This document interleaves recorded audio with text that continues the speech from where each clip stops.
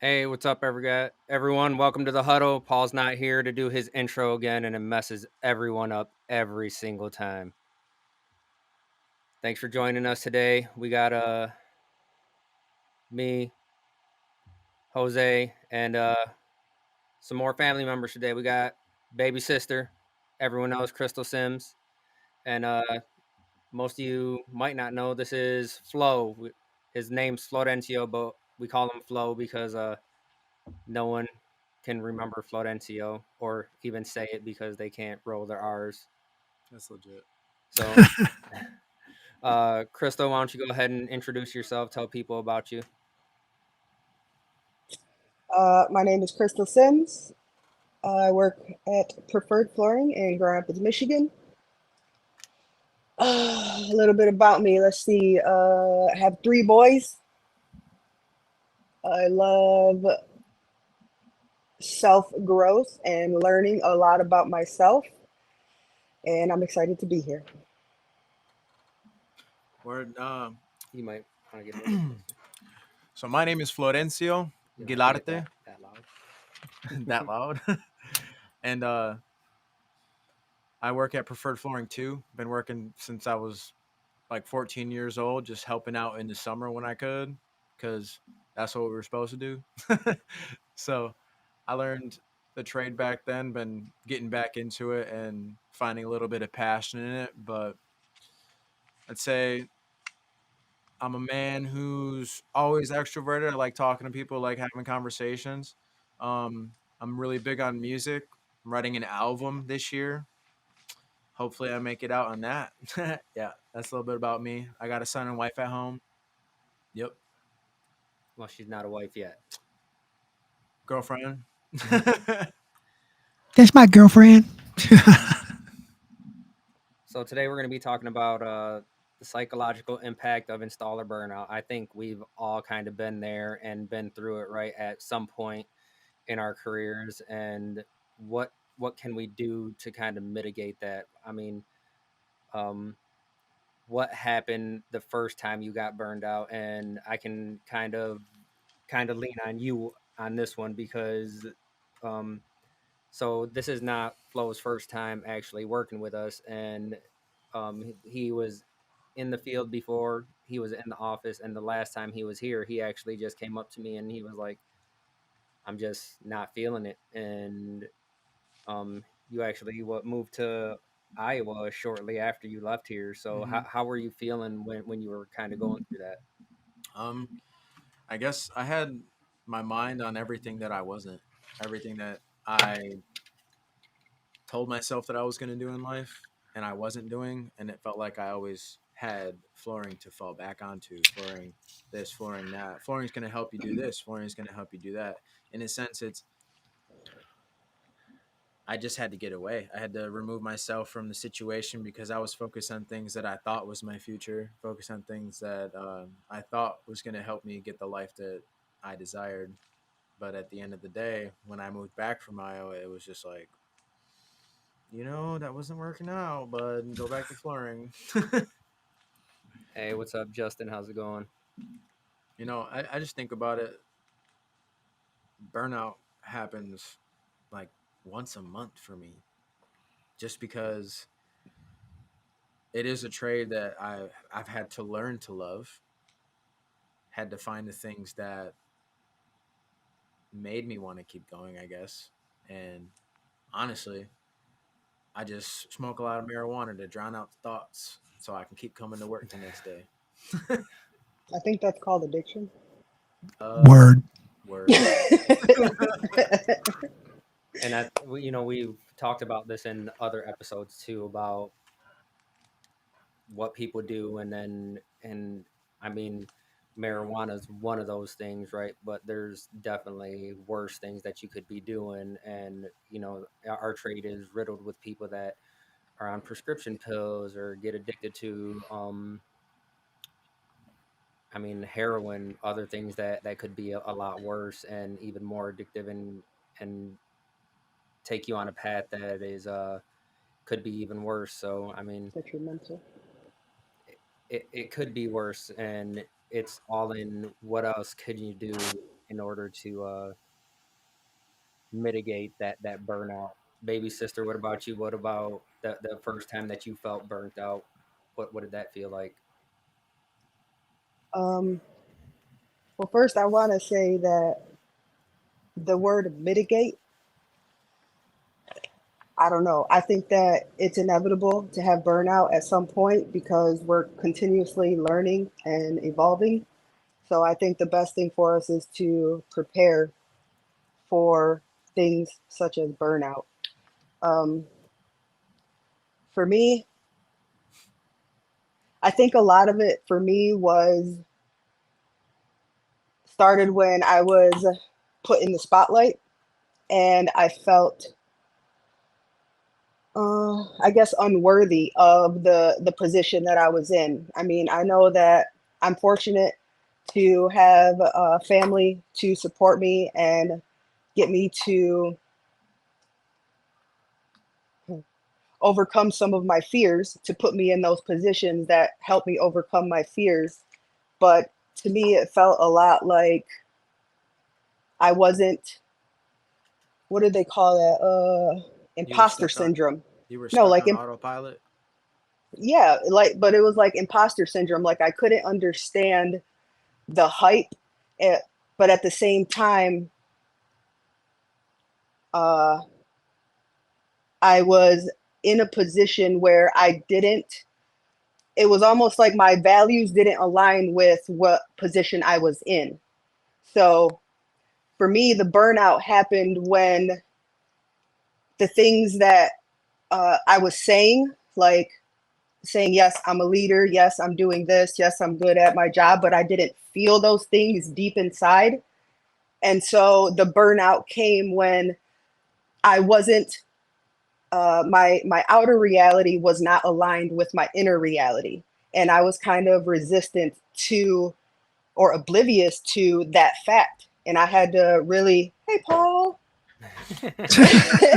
Hi, and I I'm Paul. and I really had to go through the experience though, right? Like I had to mess everything up at work and I had to fight myself mentally and I had like you really have to go through those steps to know like okay, I'm I'm really doing this to myself. I feel like burnout we do to ourselves. Well, me personally, from my experience. Um, and I think that like Flo said, for some people it happens once a month. For some people it happens for a year consecutively. It all depends on the person. Uh, for me, I could picked up cookie decorating, so maybe better than marijuana, but probably not because I also went through a phase where I kind of shut everyone out completely and just focused on making cookies and growing. Um, I well, I think it all depends on what you want to do, right? So it's like they talk about like addiction transfer, and so yep, we, myself, you, and Jose have all gone through weight loss surgery, right? So we've all kind of gone through. We were all addicted to food at some point. still am. I was addicted Still to am, being big yeah, sexy. That's what I big was sexy. addicted to. So it's all about what can you do to take something from over here and kind of transfer that to somewhere else. And sometimes it is shutting other people out because you have to be alone in order to figure yourself out sometimes, I think. hmm I was What's up, gonna Paul? say, Mic What's check, mic up? check. There you Mic go. check, mic check. We didn't even attempt to do the intro today, Paul, because no one can do it as good as you. He did attempt. He did attempt for about three Well, seconds. I will just have to watch that back. I'm sure you Don't do it. knocked it out of the park. nah, bro, I saw a bug on the ground. It was crawling by my feet, and right when he was about to start, I looked at it and said, "There's a bug," and then he started.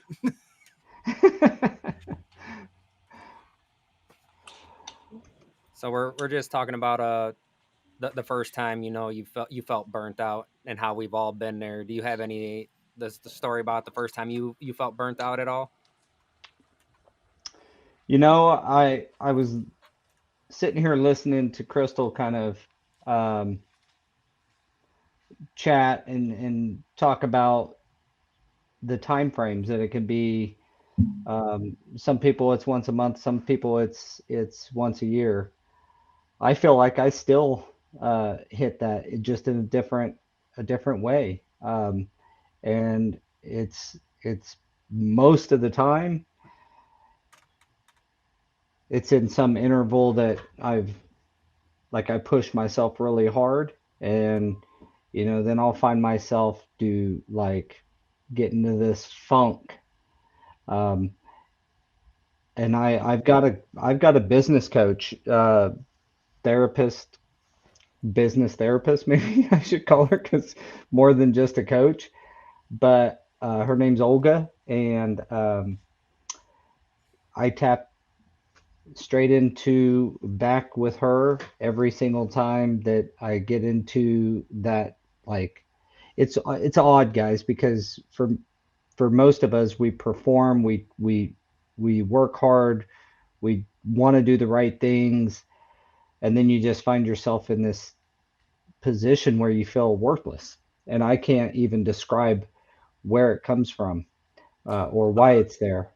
But when it comes on, um, instead of this is me personally, instead of staying in that state, I want to get out of it. And so I am a huge proponent in like talking to somebody, and family is great, and there's some people that works for me. I just need like Olga's not a stranger anymore, but even just a stranger to like say, I don't know, I'm screwed up. This is what's going on. And I just feel like shit. And I don't even want to go to work. I don't want to get up. I slept 15 hours last night and I still feel like crap. I'm just tired all the time and I feel worthless. Fix me, please. Obviously, it doesn't happen quite that easy, but if we're talking about the first time, I mean, probably would be about 2 years after I started the company back in '99. It'd be about 3 years. We had grown pretty crazily, and then I had a disruption with my partner, a disagreement, not a single, but a long-term disagreement. And he got into a funk and wasn't coming, like he just quit coming to he gave up. And I had to find a way through it, and banks and money and all this stuff was, and um,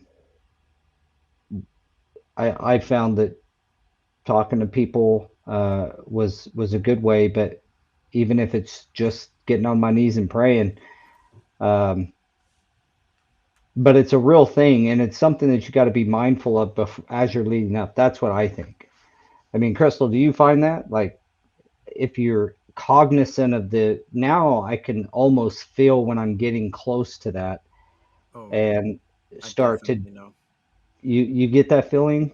No, Yep. I definitely get that feeling because like I'll get to like the middle of the week, or sometimes it's at the beginning of the week where I wake up and it's like I don't want to do what I need to do today.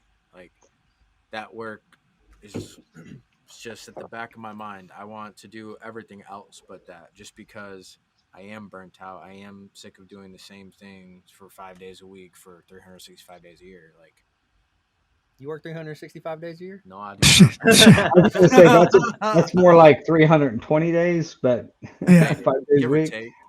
My Uh, Still, life. it's a lot of days a year, though. Time yeah. I ain't getting back. I think Well, we that, all go ahead. well, I was going to say that I think that what I see in common is that the burnout is resistance to growth.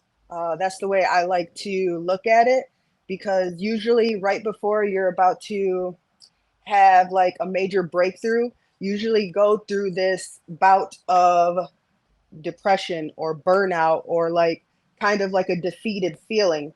And then once you accept and acknowledge that, oh, I'm in this place and I can't get up, like it's just part of you that's like, okay, well, now you acknowledge that something is not right. And then you start to, then you hit like a major breakthrough, like, okay, this is what we're going to do next. It's it's about slowing down and listening to yourself and being aware. I think that's a really big one. Is like you said, you can feel it when it's coming, when you're coming up to it. I think a lot of it has to do with your level of awareness, because for a long time, I like to say that I was sleep. Uh, and like in the last few years, like everything is just so different to me.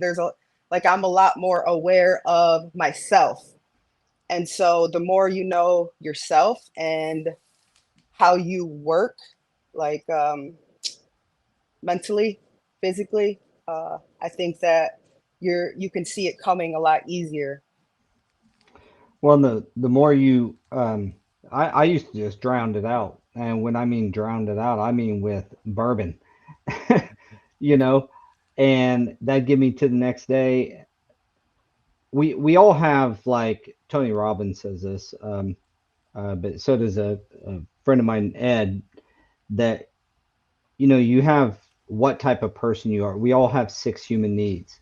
Variety is one of them, and how high that human need is on in each individual is different. But like variety is a need that I have, and when I find myself not being just all work, no play, no family, and doing the same thing over and over again, not adding any variety to my life. And this could be different for each person, but me Mhm. personally, I've got to get some variety going because it can be monotonous going into the office. I mean, to have a successful company, you got to do what are we told to do?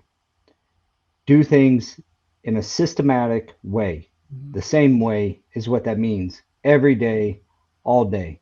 That's how you build a successful company. It's also, if you're doing that, very much a lack of variety, right? You're using the same programs, communicating in the same effective manner with a lot of the same, at least, type of people. And so adding some flavor into your life, or at least for me, it was about getting away from drowning out my those that feeling of the state I was entering. And like you said, being aware that I was being more aware now, and kudos to you for figuring that out at your age. I mean, I'm 48. I feel like I just figured it out a couple years ago. She's not Like, much younger than you, bro.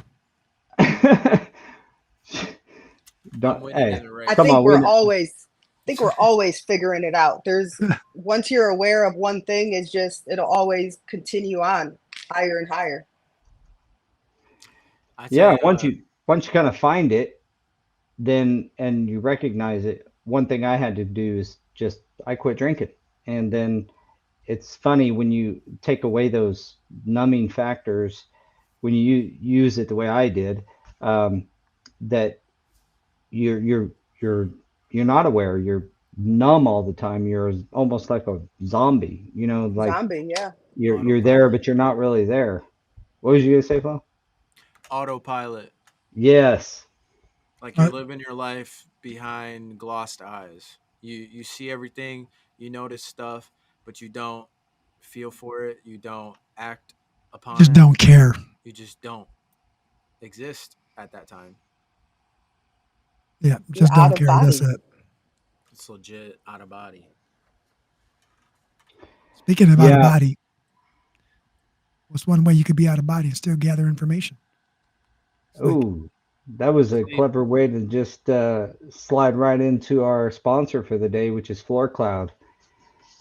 Floor Cloud will let you, understand and know the metrics of your job site without actually being on site, right? The time savings, and I'm not going off the script today. I'm just going to tell you the time savings and the trips and the communication and the holding the accountability you can add to a job site with Floor Cloud is truly revolutionary. We believe in not only sites, site preparation and site observation, but in the old days, we had to go out to the job site, do all this manual things. Today, you can go do it one time, set it and forget it, and just log in on your phone or your desktop. look at your site conditions, and save yourself or your crews several times. And look, at the end of the day, you're honoring your crews by signing on with Floor Cloud. How many times in the past, guys, have we sent crews out to a job site only to find out that the AC is not on, or the windows aren't in, or whatever, that the site conditions aren't appropriate for the product we're Oh, installing? do you mean yesterday? Is that what you mean? Yeah, I mean, and today with Floor Cloud, you can put it even reads your Wagner meters if you have the I forget transponder from the Wagner RH test straight to your Floor Cloud device. That'll beam it cellular signal, and you don't need Wi-Fi or anything for this to work. It's not complicated, super easy setup. So get your, if you want to, help the show out, I'm gonna just toss their little QR up there. If you want to help the show out and help out your jobs and your progress on your projects and your crews, go get in touch with the Floor Yeah. Cloud people. It's not even helping the show out, it's helping yourself out. Amen. But it is like an out of body experience when you're talking about being numb for sometimes years. And I know that doing the same thing and doing it over and over again is one thing that can cause that. But the other deal is, do you see value in what you're providing? Another thing that I've exercise I was taught was like, think about the people that you're helping when you're doing the thing that you're doing. And in flooring, we are improving people's lives, whether they're it's their home or their business. It adds pride to their facilities. It adds pride to their home. They get to feel like, uh, you know, I mean, we've all been through walkthroughs where people are like, man, you can feel it. I just love this. Well, if you focus on when I'm real careful not to give advice because I'm no mental health expert, but for myself, uh, I found when I focused on the value that I'm providing to others, that it helped me get through that monotonous and actually find value in the system again, in the day in, day out routine is when I was thinking about someone else. I found when I'm just focusing on poor me, that's when I start sliding down in there. And Olga's done a good job of like pointing some of that stuff out for me. I may only talk to her once or twice a year, but it's always a pleasure. And those are the kind of um, you know relationships that if you have within your family or within a good friend, or heck, hire a coach. I don't. It's money well spent if you need to. Um, I've just learned these things, these little linchpins, little spots in my life where I can be it like that I'm headed back that direction. You know what I mean? And again, it's when I'm being selfish is probably the biggest culprit of You it. just said it right there. That's what I was waiting to hear. So I'm going to butt in. I haven't said anything yet, right? I wanted to listen to everybody. But so I'm just going to go back to the burnout. Like, I also had a drinking problem when I was younger, in my younger days, I would say. But the burnout for me didn't always come from work, right? It just came from situations in my life, and then me, instead of dealing with it head on, just me being selfish. I wanted the best outcome for myself in a lot of different ways, and so I tried to find out what that was. Um, so I would say that I tried to find outlets, like softball was one for a very long time. I mean, I played ball for a lot. I played baseball since started when I was 11. I didn't stop playing ball until last year at 40 something. Never took a year off. But the burnout would come from people, right? I would get burnt out from people. It was never from work, right? The physical aspect was always. It used to be easy for me. Now it's very difficult. But there's other reasons. But so the physical aspect used to be easy and fun, and I used to love being the fat guy who was strong, showing everybody that. But it was the mental portion, and having to learn how to deal with people on a day to day basis when when it wasn't always easy. It wasn't easy being the 19-year-old bossing the 30-something-year-olds around because I was already better at their job than they were. They were the ones that taught me, and then I got better. Or the new guys that were. It was never easy doing any of that, and I think that that's where my burnout come from. Is that I always wanted to do the best I could or be the best I could, and prove that I was better at this today than I was yesterday. It didn't matter what it was.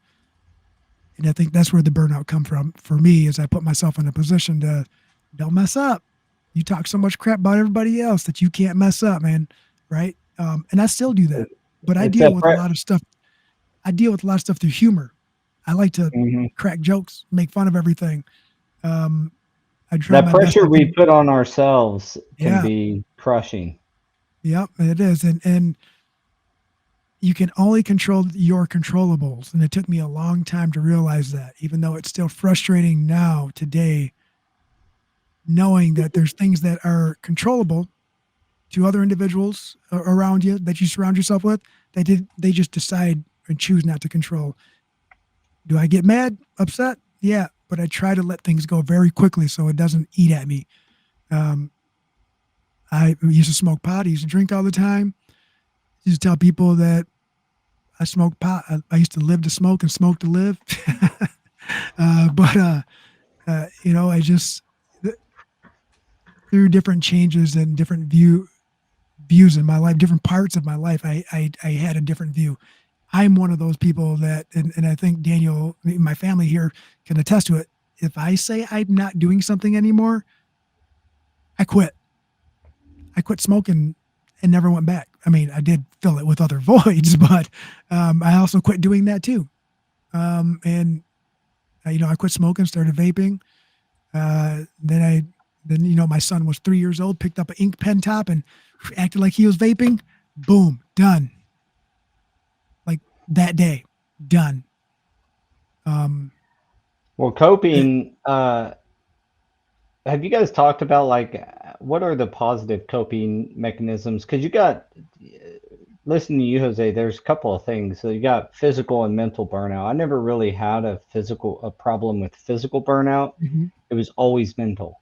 And it was yep. always similar in some of the same vein as what you were just saying, which is like I put a lot of pressure on myself.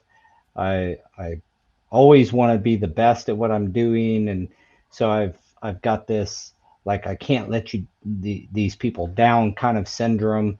And the truth is that we add a lot of that pressure to ourselves. So how do you cope with it? What's your guys' coping Uh, mechanism? Not necessarily in a negative way, but yeah. like, we all have to deal with this. So We do, and I've come to realize that I love to learn. Right. So my coping for me is I love to learn.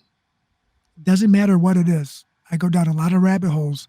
So that way, when someone that I care about, a friend, family, whatever, I love to learn things. So that way, I can help them to any capacity, and that's my coping mechanism. Is I try to offer some kind of insight, no matter what the subject is, no matter what the problem is, and if I can't, then I say, hey, I can't, but we can learn together. And so when you're like at that level, you find that like engaging other people and helping them is um, beneficial. And do these people just come into your life at this opportune time? Is there and that because or do you just reach out to somebody? You're feeling like I don't want to do this anymore. And then do you reach out to someone, or is it just kind of opportunistically come into your life? I think I think everything aligns for a reason, right? Um, I don't know. Maybe I put out that vibe sometimes. Maybe someone's putting out a vibe, and I kind of extend a little bit of assistance by making a comment or saying something. But I leave it at that. I don't overstep my boundaries. I don't impede on anybody's life. I don't. I'm not the gossip type. If you didn't hear it from me, then if I didn't hear it from someone's mouth or the source or whoever's the subject, I could care less what people are saying about someone else. But um, I do my best to try to make myself available to everyone right? So Does that? it's more like when you're going through it than people like in your life or somewhere um, maybe close to you um, maybe comes around needing some help. Is that like when I think about one of the best ways to like deal with stuff is doing it yourself. You know, we learn a lot of Mm-hmm. us, especially as technician kind of people, learn by doing. And Yeah. you are doing the thing that would help you the most by giving to someone else. You know what I Yeah. mean? I'll put it like this. I had a very close friend have some issues internally that they were dealing with, right? So I did a lot of research. Come to find out, I was also dealing with a lot of those issues. So I did more research. And then it was just like I was so worried that the our medical industry is crap, the way and the systematic order they have you do things. So I went and found a lot of different options and information about specific prescriptions and what it could do, what it couldn't do, and how the imbalance could happen by having too much of one, not of the other. And then I found out a lot about myself through that process. And we're talking like 6 months of just reading and downloading articles and reading books or listening to audiobooks. I went that route and learned for myself because I was trying to find some answers for this person. Did it help? I don't know. But all I did 6 months of reading and listening Well, and did it help learning, you? I mean, it if it helped. helped Yeah, you, well, it then helped it me helped. 100%. Um, all of that information that I kind of crammed in there all went to like a half hour conversation here, a 10-minute conversation there, right? I never try to pressure anybody or anything like that, or even myself, because I'm not always the best person to talk to. Sometimes I'm in those moods like, yeah, I don't care right now. Just let me be. Yeah, you can always get tacos and watch some TikTok, some flooring TikTok videos. Yeah, 100%. What about Um, you, you and Daniel and Flo? What do you guys? I think you weren't in here for the beginning of what baby sister said when she was getting burned out, but it was kind of like being pushed into the limelight and not really feeling like she was to the capacity of what everyone thought she was, right? And that kind of feeling burned out because of that. And I think everything comes full circle because, people are going to push you to where they feel that they think that you should be, and you kind of need that push. And Where then they see value, where where they where see yeah, where they see value in that you you. need to be. And then when you start feeling that burnout is when you kind of said people will start kind of reaching out to you like, hey, and do you, I have some questions that I think that you could answer, or I need some help with this. And that's when you kind of look at it like, hey, maybe I do have that value. And that's where you kind of start putting out where, yeah, I do have this information that you need. Maybe I can help you out. And then you also have to start reaching out to other people too, because it's it's not always, I always have the answer. You have to start reaching out to people too, and being humble. Like, no, I don't always have the answer. So reaching out to your network, and because you never know where people are at too. People can be feeling that same way. So it's like, hey, I'm need some help with this. Do you mind helping me out? They could be feeling that same way that you are, and they need someone reaching out at the same time. So ironically, reaching out to someone for help and asking them for their expertise, even when they are feeling burned out, can actually help them feel less burned out, I think. ding, ding, ding, ding, ding. Yeah, the Crystal, is that when you first kind of, as your brother said, going in, kind of being pushed into the limelight? Did you feel like, because other people seen value in you and value in what you had to offer, and did you feel like you weren't worthy? Absolutely, 100%. Uh, Earlier, I referred to it as imposter syndrome. So just not feeling like I am who people say that I am, or not feeling my like just not knowing who I was. For me, like it was definitely an identity shift for me when I went through my most recent bout of burnout. Just yeah, I lost my train of thought. That happens to me sometimes.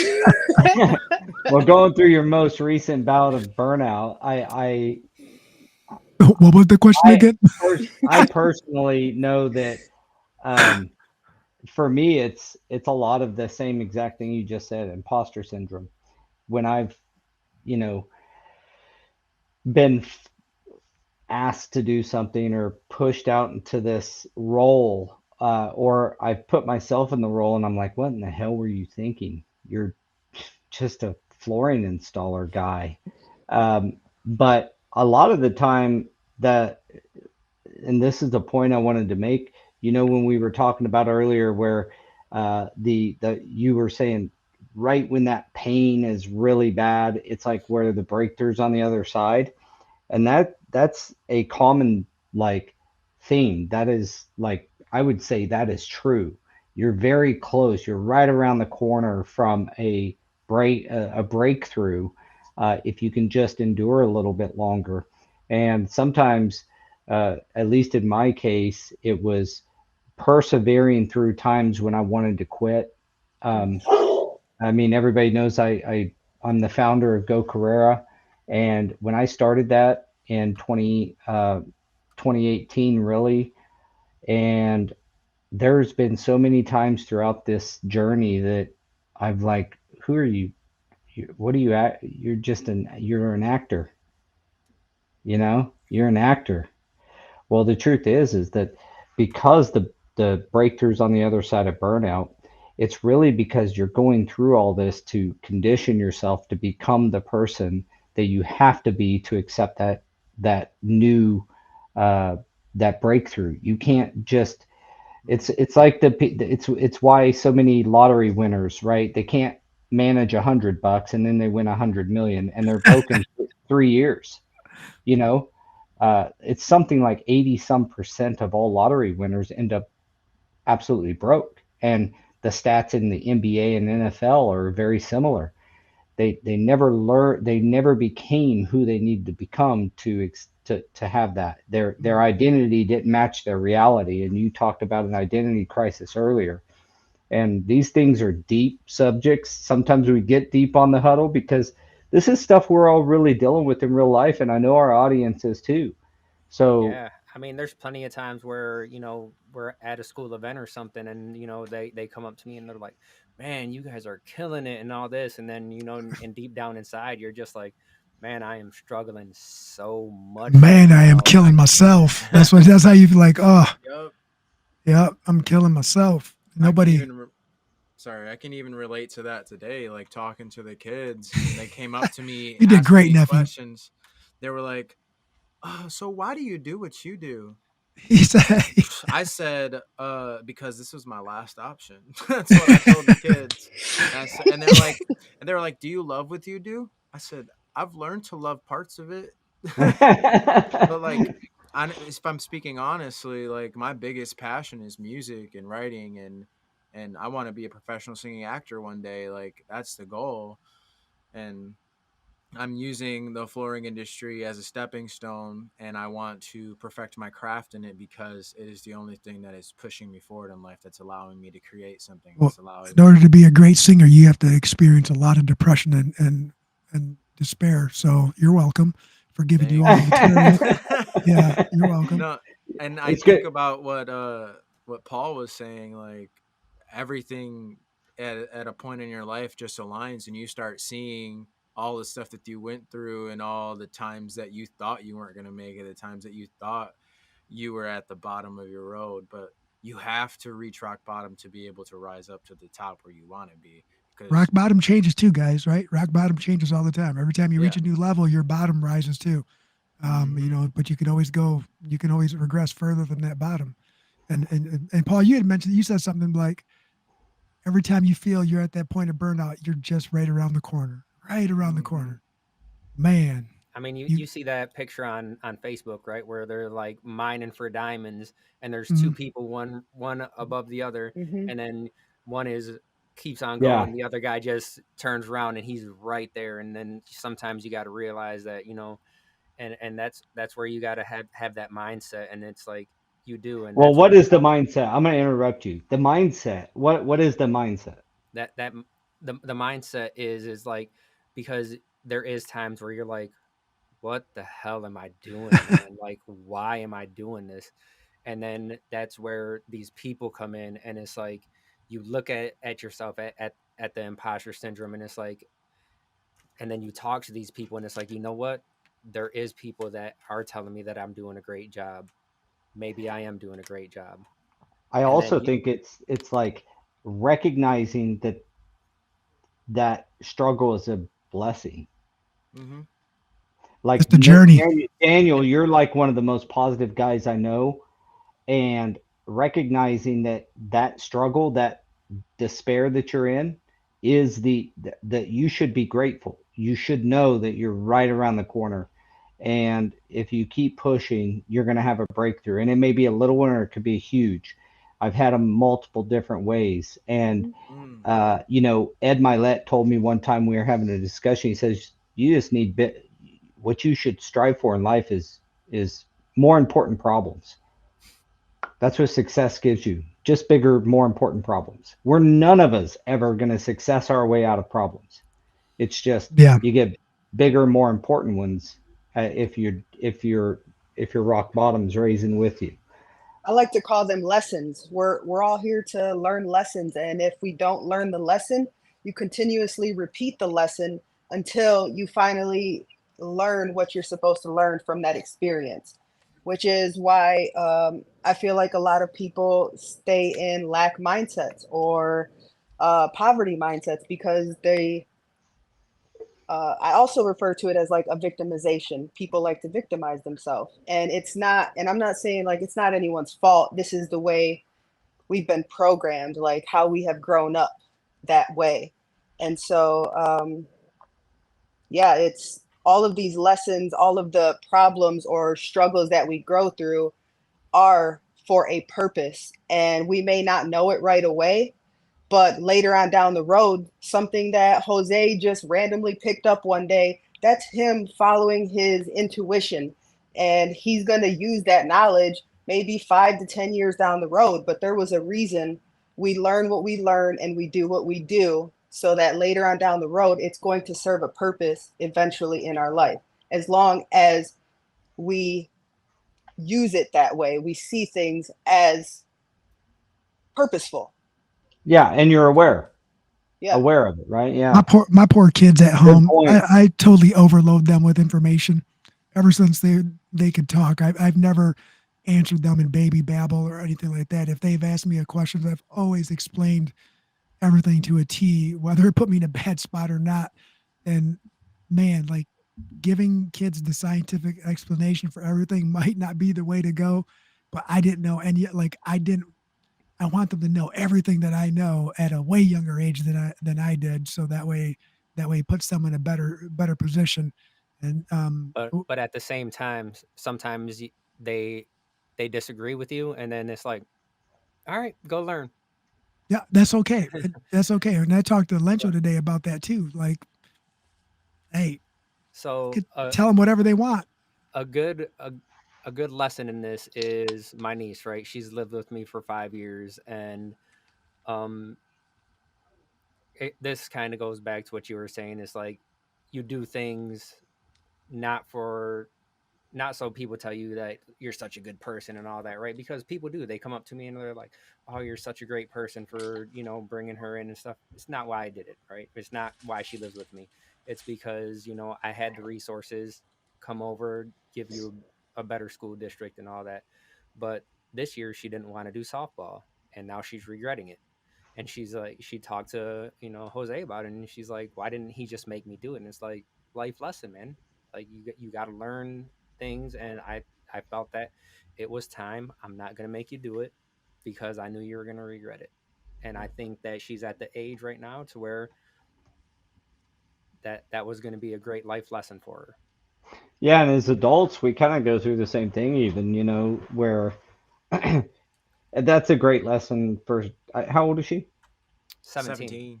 Okay, yeah, I mean, that's that, and even a few years younger, it's a great lesson, great time for that lesson because when you're an adult, you just don't have as many safety nets under you, right? You don't have parents or uncles or aunts as much around you as a safety net when you make a bad decision. So you kind of got to just learn to live with your decisions. And it teaches you to kind of be more thoughtful about the decisions you make Yeah. and think about how it's going to affect you in the future or affect other people in the future. And I was just to get this right with the six human needs that I mentioned earlier. And if you think about this, some of them are counteractive. And in fact, I think we should do a podcast on like contradictions. Like, but certain human need number one is certainty. Number two, uncertainty and variety. Number three, and these are not in order, just in, uh, they're different for each person, but significance, being significant, that's high up on mine. I want to do something that matters. Connection and love, growth and contribution. So that's like the six human needs that, you know, people like Tony Robbins and Ed Milet talk about. If you think about all those, when you're what you were talking about earlier, Jose, when you're helping people, or even Mm. you, Daniel, when you guys were talking about helping other people, that's contribution. And if that's high up on your list, and I know it is on yours because you guys, not to call you out, but you guys train other people, you help other people when they need help on projects, like you want to help other people, that contribution to other people's lives. I feel like that is the one of all of the needs, being so selfless, that can get you out of a lot of your funk. At least for me, I got to quit talking like I know. I And know for me. that goes along with like success and change in your life too, because if you're surrounding yourself with the top I mean the top 5 people that you surround yourself with is ultimately how your life's going to turn out. And if you spend your entire life just helping people and giving, sowing, never reaping, never gaining, never expecting to gain, then at the end of the day you're going to get everything you ever wanted. Yeah, they say that Hopefully. that the five people that you're most around, like you just said, Mhm. is your network equals your net worth. That's a So, fact. like the people that you hang out with are who you're going to end up acting the most alike, or, um, and that's why if you've ever had a business coach or a mentor, that's a good mentor, they'll tell you like you got to be around people that have done what you want to do or are living the kind of life that you want to live. And that doesn't always mean money. I'm not even just talking about money. I'm talking about like the type of life that they live. I got a buddy of mine. He makes good money, but he's not like a wealthy guy. One of the happiest goddamn fellas I've ever met, though. Like he travels more than anyone I know. Him and his wife go all over the dang world. He's got a good job that allows him for that free time to do it, and that's what he loves to do. He's one of the happiest guys I know, and I don't know where I was going with that, so I'm with you, Crystal, on loss of track of the thought, but I, ha- um, I have a anyway, thought He for you. just he just had a crystal. I had a crystal moment. I'm sorry. We Crystal all have clear. crystal moments. Um, Each so of right them. along with that is what the type of people you surround yourself with. I think that it's important to also know your values. It's where your values are going to knowing your values are going to help you live more intentional and make decisions based on what you believe and how you perceive yourself, I guess, in a way. And so the people you surround yourself with should absolutely have the values that you aspire to have. And that's continuously changing and growing as you learn and evolve as well. Um, I'm about to have another crystal moment though, because I did Well, have something I'm else. gonna build on that. The one of the contradictions that always happen in my head is just what you said. Being around the people, one group of thought or one train of thought will say, be around like-minded people. That's the best way to live a happy life. But that's also the best way to like not grow, Hmm. not have anybody pushing you or being drug in a uh, by example of other people. So it's kind of a contradiction in my head. A lot of this self-help stuff will add this dichotomy to your brain. Mm-hmm. It's all about how you feel, though, is what I've learned. And Hmm. so sometimes it is about being around like-minded people, but most of the time I want to be around people who are going to push me. And that can be difficult if you're, um, if you're a workaholic like myself. You don't get around a lot of people other than your employees, and then you get home to your family. Like, um, Yep. it's just and installer same way. You work your butt off. You're doing good. You're around the same guys or the same people every day. So it's even variety in the people that you hang out with, I think, and having a little bit of a deeper bench than just your same. My biggest ruts is when I've had the same buddies doing the same thing, and we leave work, go meet for a drink, do this thing, and that that rut is hard to get out of because you don't have anyone around you to pull you out. They want to in fact keep you there with them. Well, that's why I say that your values change, because sometimes when we stick around people for longer than we need to, it's because our values are no longer aligned and we are looking for growth and we are looking for something different. So I think it's important to also come back to what you're valuing, every so often, to make sure that you're still in alignment with the people that you surround yourself with. Because, Have you yeah, had to?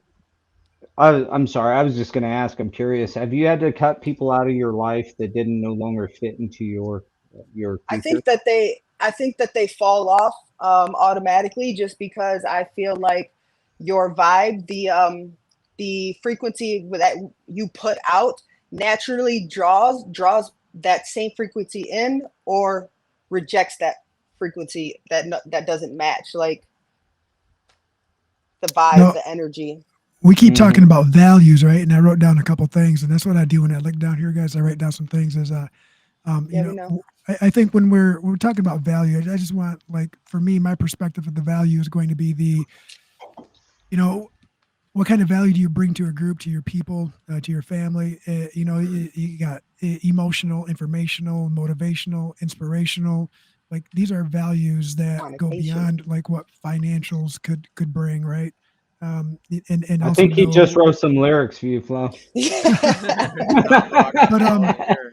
to add on, when you asked, how do you have you had to cut people off? She's right. Like, you got to also remember, like, the value that you see within, somebody else has placed a value on you, whether it's friends or family, right? They've bestowed that value on you. Once you are no longer in that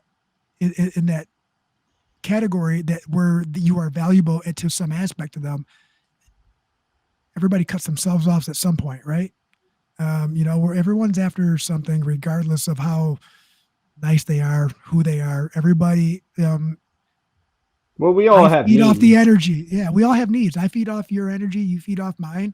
And if we're aligned, and whether it's energy or value, that we see in one another, when we're aligned. But if it becomes a portion where some old friends, we're just no longer aligned, then it's no longer aligned. It doesn't mean that I don't value our friendship and our history or anything like that.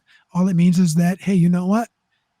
We are on two different paths, but every now and then, we're going to cross paths, and I would love to give you a hug, shake hands, and continue that conversation where we left off, because now that is our value. I think that goes the same for a lot of different aspects of life. Is got to take the good with all the bad, right? And sometimes the good becomes very, very little.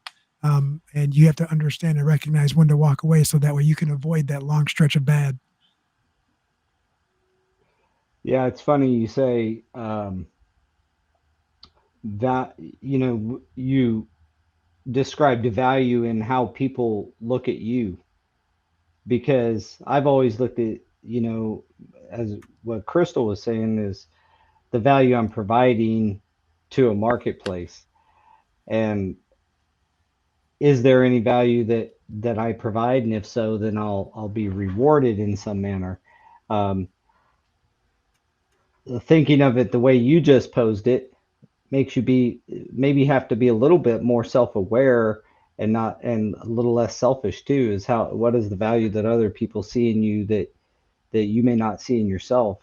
And again, I think that helping other people, um, I know a lot of authors, I'll just say this to round that thought out, that write the book because of what they're going through. And the book is, even if it's a self-help book, it's it's like that's their therapy, is writing that book. There's part of them Mhm. that is helping other people, and they're not quite there themselves. So if you read a book, 90% of the time that person's not in some, perfect place and giving this authoritative direction. A lot of times it's what they've just went through, or they're currently going through, and they're documenting. um, I thought that was interesting. I've talked to some authors about that, and then I wrote, not really a book, I just put a journal together, like best practices of how I found success in different areas of my routines. And um, going through that was as therapeutic as, like, I'm not perfect in any manner of even executing on what I put in that book and encourage other people to do. There's therapy in helping other people, I guess, and we said that earlier, but at the end of the day, you can help yourself a lot just by extending a hand to somebody else.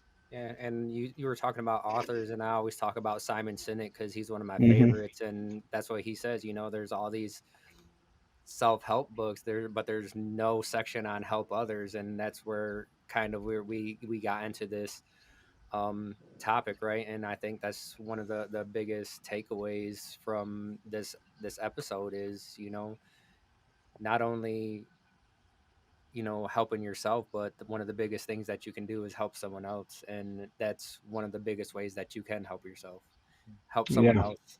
kind of That's why my rounds out dogs. that whole sow and reap and sowing thing Right. that Flo was talking And about earlier. yeah, and that one of the Facebook groups that I brought up before was Mind and Body for the flooring trade, and Chad Lewis, put on there, and the only thing that he put on there is perspective, and it's a whiteboard, and it says that someone else is dreaming of the job you hate, the home you complain about, Oh yeah. the smile you forget to wear, and the health you take for granted. Don't let difficult times make you forget your blessings. Hmm. Yep. Amen. And the whole church said amen. Amen. Amen. That's for real, man. That's a great way to put it. Someone else is dreaming of the life you have is basically the shortest version of that. Like It they're is. dreaming of having. There's people out there dreaming to have kids that you're like, God dang it, leave me alone. I just want a break. Damn You know kids. what? I actually have a perfect example for that. So when my kids were a little bit younger, my oldest son Emilio was always making comments about how Daniel would put his son in travel sports and how he couldn't do that. And I actually admired that Daniel did things like that. And so I actually made We it all one of did. my goals. It made it one of my goals to get to a place where I could do that for my kids. And it's just a perfect example of seeing someone where you want to be. And instead of envying them or being upset that they're somewhere better, strive to become that. Like that's literally what it's about. Yeah, and being grateful for where you're at, I think, is the last part of that. Like, Yeah. you can want more and still be grateful for where you're Hmm. at. And read that again, Daniel. I think everybody liked that. All right. It says, someone else is dreaming of the job you hate, the home you complain about, the smile you forget to wear, and the health you take for granted. Don't let difficult times make you forget your blessings. Man, that's so good. It's better to have loved and lost than never to have loved at all, right? I mean, this goes to the count your blessings thing, right? You can word that and compare it to a whole bunch of different things, but be grateful for what Well, you do have instead of envious for what you don't. in researching the writing of the journal I'm hopefully publishing this month, um, gratitude is in every single, like, it's like um, the core of the earth or the universe. It's like Yeah, the the gratitude thing is the that highest everything is. frequency. Yeah, it's like everything is built around that. You can't you can't get somewhere if you're not grateful for where you're at. So it also helps pull you out of those depths when we're talking about burnout, and we're talking about, like, man, why am I even doing this? And Right. this isn't just in flooring. I mean, I know plenty of people in plenty of professions, trades, etc., that struggle with the same thing. Like, we all get there, but just remember someone else is dreaming of the house you live in, the life you have, the health you take for granted. That is a powerful thought if Right. you And will let it sink in. And the next time you're having a hard time, just remember that. You know, your parents used to tell you, there's kids, well, my parents would say, there's kids in Africa kill for that food. And I can't stand pea. I still can't stand peas. But, I'd have to choke them down because dad was like, there's people that kill for that food. It You're never really weird. resonated. Well, why? Peas? They're the devil's. Never mind. No, because my mom, There my was one mom time used I to. told my mom to tell them to come get the food then, and I got in You trouble. know, I bet you did. that comment, that little thing that Daniel read, it reminded me, just gave me a flashback of a memory I had about hanging out, and you hang out with some people, and I remember this. The gentleman walked. I mean, we were young, right? Teenagers, young 20s, and there was a guy in a wheelchair, and one of the gentlemen in the group that I was with walked by him and was like, "Dude, I wish I had a wheelchair." And without hesitation, the dude in the wheelchair said, "I wish I could walk." And then it just like stopped, and I just like is the dude that asked said, "Hey, I would like he." I know that he didn't mean it like that. Like he just wish he could roll around real quick, right? But he didn't think about like the full picture.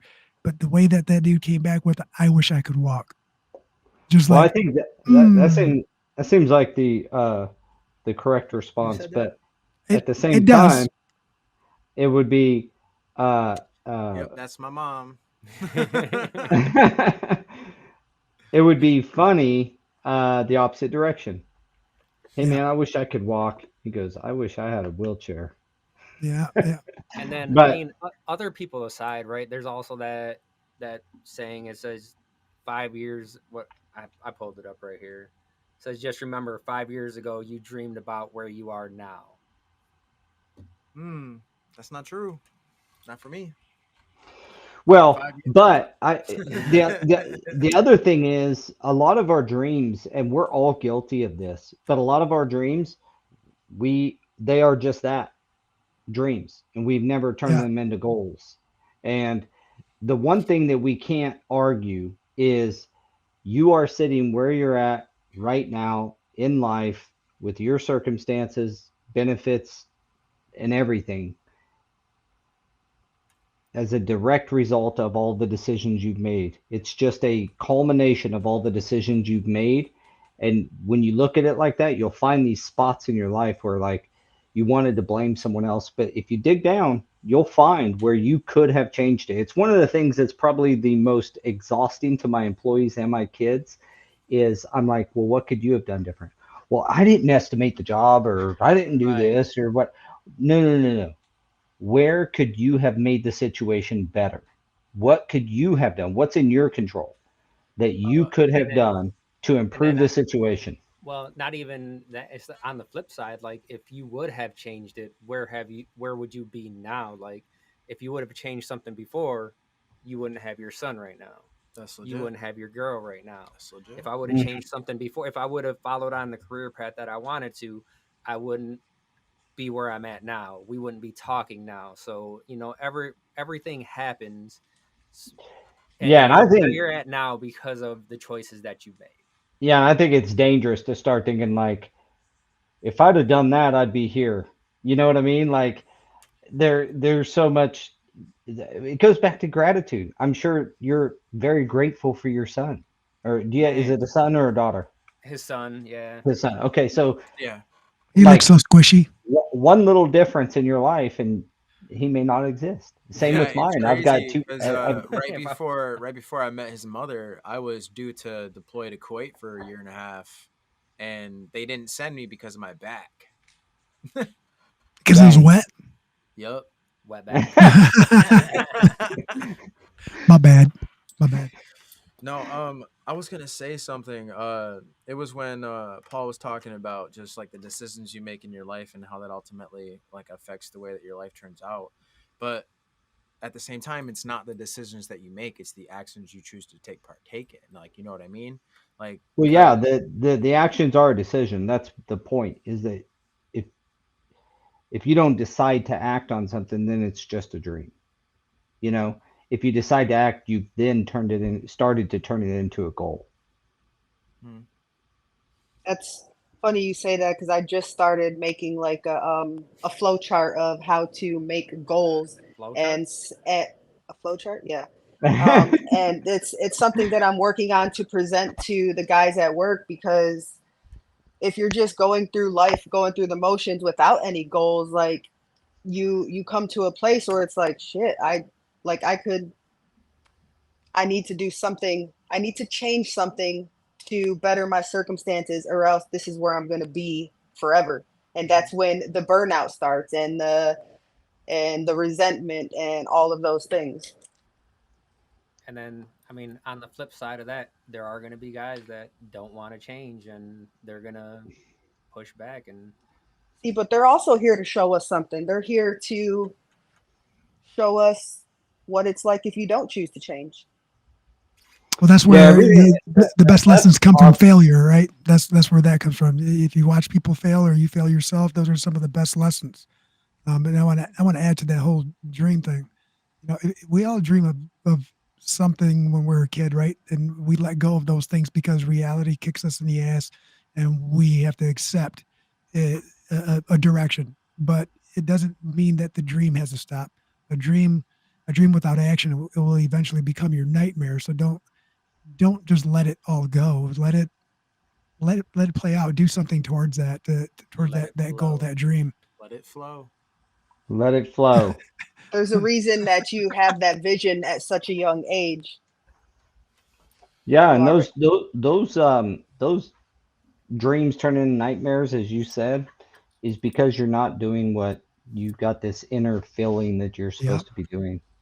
A lot of you know, a lot of my most guilty moments are when I'm not doing the thing that the stuff I know I'm supposed to be doing. You know, if I don't journal for 2 weeks in a row, and I do often fall into that, um, I, I get as much guilt as I do like uneasiness because I haven't done it. And it doesn't matter if you do it in the morning or in the evening, whatever. Just I, the truth is if you look at all, why do we know what Thomas Jefferson or Albert Einstein said? Not just because they said it and it got recorded, because they weren't recorded every moment. It's because they wrote everything down. They left a legacy. And one thing that I'm an advocate for journaling for people is because it's you're telling yourself you're worth leaving this past you existing. We're all going to die someday. And my grandkids or my great grandkids might read some of this stuff and say, oh, Grandpa was kind of stupid or was really smart, whichever one. But you're telling yourself that you're worthy of your thoughts and your you being down on paper, being left for the future. Sorry if that Man. got too deep, but no, it's kind of the psychological idea behind journaling. Mhm.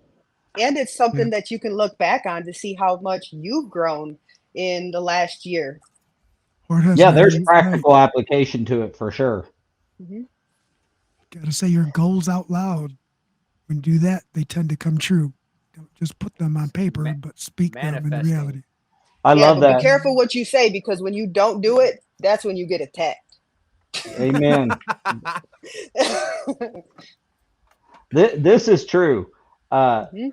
That saying it out loud, and I don't want to get all oozly I oozly love woo woo Oh, stuff. spiritual, this is but where woo I thought woo this whole stuff. conversation was going to go with baby sister. To be honest with you, The frequency you talk about, these are true things, and that's why God, you're encouraged to speak it out loud, is because what do you hear when I speak? You're just hearing a frequency coming out of my mouth, waves, You hear sound it waves. 3 You times when you perceive it speak in it out your loud. own way. Everyone is perceiving it differently. You Yeah, and hear when you speak it aloud, there is something to be said for that. So I'm glad you brought that up. Yeah, because that's kind of the whole thing with Or the imposter syndrome. You're saying one thing, but your actions are not aligning with that, and that's why you start to attack yourself in a sense because you're not being authentic. You're not being true to who you say you are. So once your values start to align with the things that you're actually saying, you're able to live more in the no. flow of life, more in in the flow of life. connect. You're more connected to the natural frequency of Earth. Yeah, and Flo looks like he just had an epiphany. Oh, It's we do that all gone. the time. It's I gone. think he just realized he forgot to put his clothes in the dryer. No, it's my Oh my fault. goodness. I'm sorry. Beetlejuice, Uh, Beetlejuice, Beetlejuice. Well, guys, we're about 4:15 here.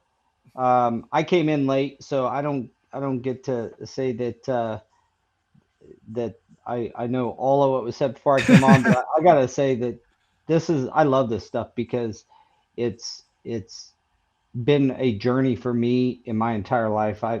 You know, didn't grow up the best and blah blah blah, and I always dreamed of a better life, and I am living what I dreamed, and now that should remind me in a lot of ways when I'm starting to get down on myself when I see a 30-year-old, that's knocking out of the park in his business, and I'm over here like shoving the cart up the hill still with Go Carrera, and that Yeah, but I one thing you dreamed don't of this realize, life at one point. That's a crazy thought. and that 30-year-old who's kicking ass, right? You don't understand how many Paul Stewarts he had talking to him through his life at a younger age, right? We don't yeah. know his journey or their journey, his, hers, whatever. We don't know that either, and that's where I never try to be envious of anybody. I've always tried not to be, right? But you're human. Everybody's human. It happens. It comes And in naturally, and then if you can be aware and then correct Integrate yourself, it. yeah, Integrate it. you can kind of like, okay, what is he doing and maybe take the envy out and turn it into action. mm-hmm. and But often that's the first kind of like thing when you're in, and it's usually when, for me anyway, when I'm in a kind of a not the best state anyway, and then I see that, and how when that's why they call it the snowball effect. It just gets yeah, worse and worse if you let yourself go down the hill. If you're not aware, before you know it, you will be at rock bottom. And I can say one thing I would like to say anyway is that you don't have to hit rock bottom to change. That's one thing Mm. I've learned in my life. Like, if you just see yourself headed in the wrong direction, life always has all these multiple paths in front of you, and Jump you off that you ladder. you can choose which path you go on, and you can also see far enough in the future to know whether you're on the right path or not, the path that's going to lead you to where you want to be. So it's sometimes you just got to be willing to pivot a little bit. Um, it's or have those people around you that are going to push you into the into that path, right? there you go, there you yeah. go. Yup. I will say this. Somebody I was dating a girl. This is a very long time ago. I was dating someone, and I went and hung out with in a crowd that I probably wouldn't be hanging out in, right? And let's just say that there was a lot of wealth around. And we'll just say it that way because I didn't take it for what he said as wealth as in dollars and cents. Is he asked me a question and he said, you know, do you know why poor people are poor? And I said, I don't know, because they don't have any money. He said, yes, to some aspect, but it's because they make poor decisions, right? And I didn't take that as a financial advice. I took that as because wealth is described as many different things. I took that as life advice, right? Like if you want something out of life, no matter what it is, what decisions are you making right now that could eventually lead up to it? Now, are you making the right decisions or are you making poor decisions that are going to derail you? And long ago, I made the choice I got to work my ass off. If I stop, then my progression stops, right? And that's the what I had to make a choice. And But Well, then at the another same thing. time, you have people who are working their ass off and still never getting anywhere. Like, This is true, what do you say but to that? right, this is true, 100%. but are they like you can really work your tail off, but if you can run as hard as you can down the wrong path, Mhm. and that Mm. it's really like yes, you're working your having a plan, like you said, I flooring is sustaining my life. I'm good at it while I'm pursuing this other career. If you're not Right. taking those steps in that path to be a performer, then you can run in the wrong direction and still feel like you're working your tail off, but it's because you're working your tail off going the wrong direction. So being Right. aware that life has always has off ramps. It's like a highway. There's always another off ramp to go a different direction, and you just have to be cognizant. Am I on the right path? And that's where goals come in, and that's where even if you miss them, most Americans don't set goals because of the fear of letting yourself down or letting Failure. Yep. others down.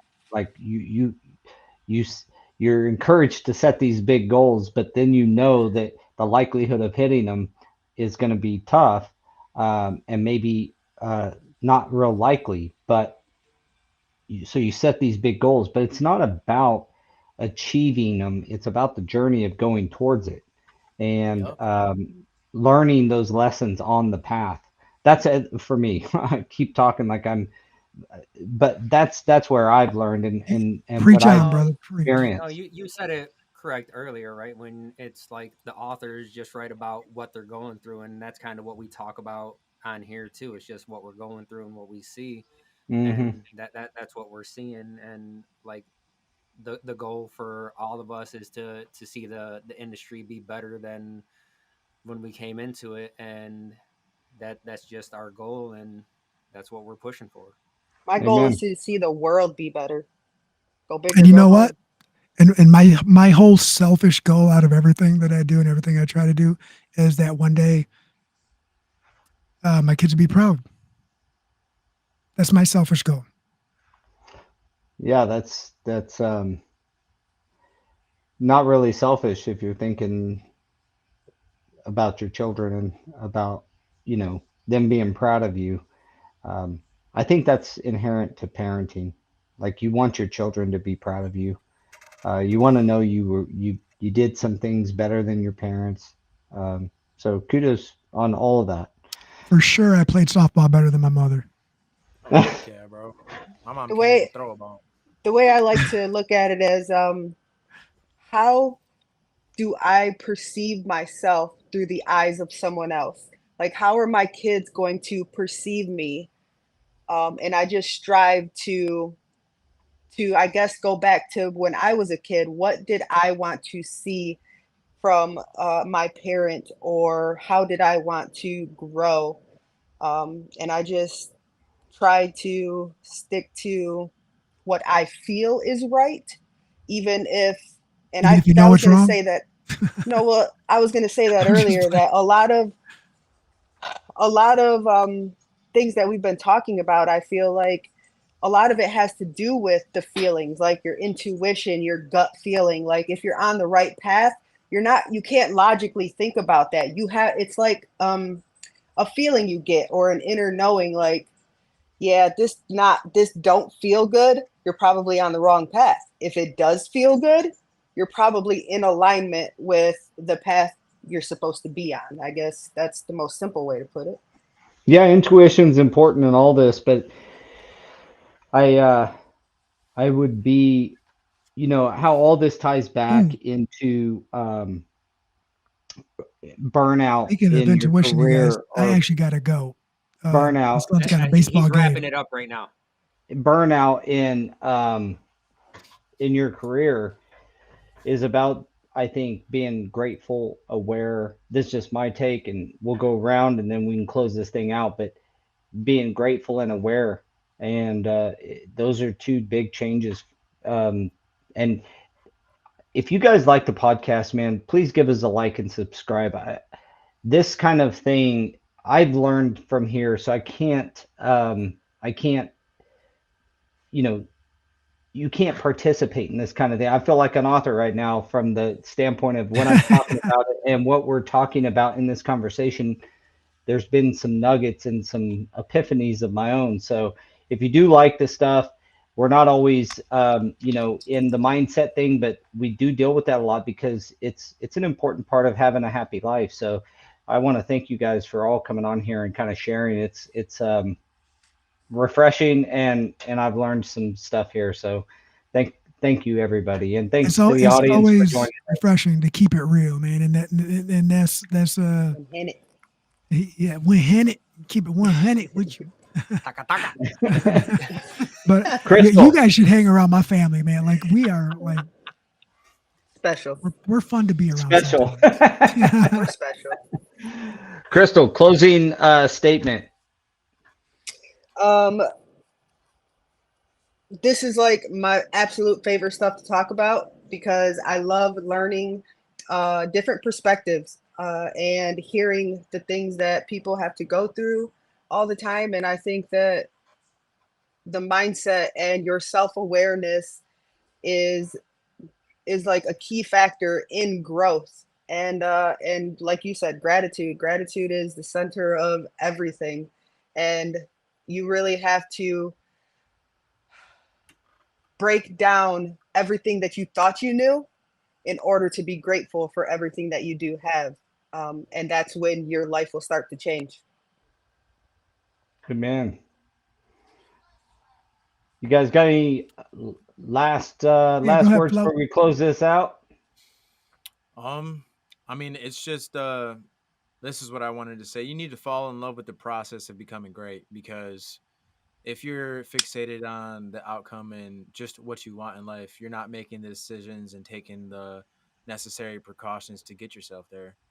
And if you're okay with being in the dirt, success is dirty. Success is hard. Success is almost Grind. unattainable.